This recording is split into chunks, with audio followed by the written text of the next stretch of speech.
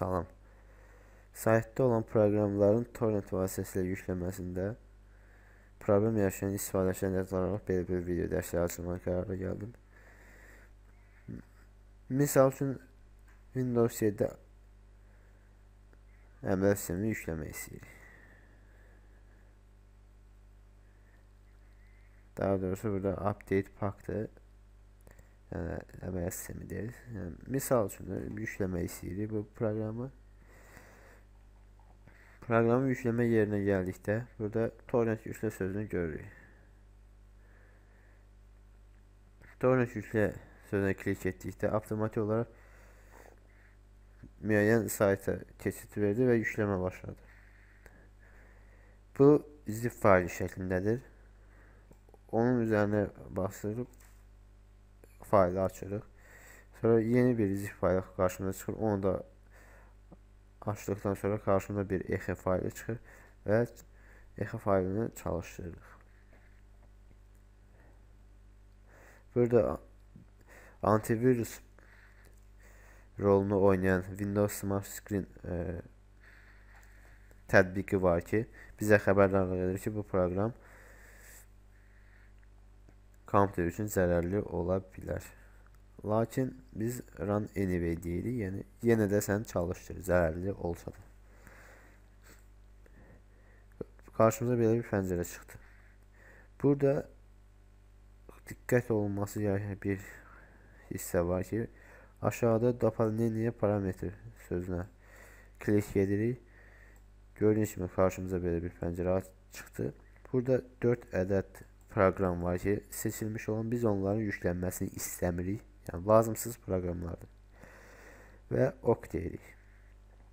Burada zapustit və saxlanit. Yəni, admin əlbəttə yükləmək istədiyimiz üçün seçmirik. 2 seçim var.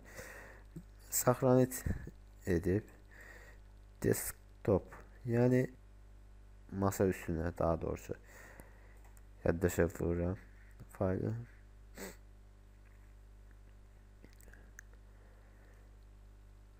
Artıq bu kod deyib bu pəncərəni bağlı. Gördüyünüz kimi fayl masa üstünə köçdü. Burada torrent kimi görsənsə də əslində bu HTML faylıdır və biz bunu məsəl üçün səhvən açsaq torrent proqramı deyəcək ki, bu düzgün fayl deyil və OK deyib torrenti bağlayırıq. Burada OpenVis, yəni nə vasitəsilə aç. Məsəl üçün Google Chrome vasitəsilə aç.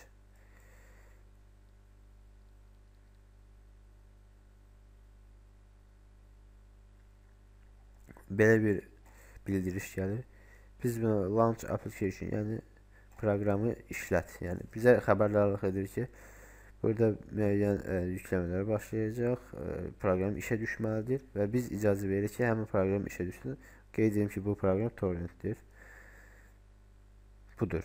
Artıq torrent faylı avtomatik olaraq maqnit keçidi vasitəsilə torrent başladı və yükləmək istəyən update pack hazırdır. OK deyərəkdən yükləməni başlata bilərik. Mənə lazım olmadığı üçün cancel edirəm və proqramı bağlayıram.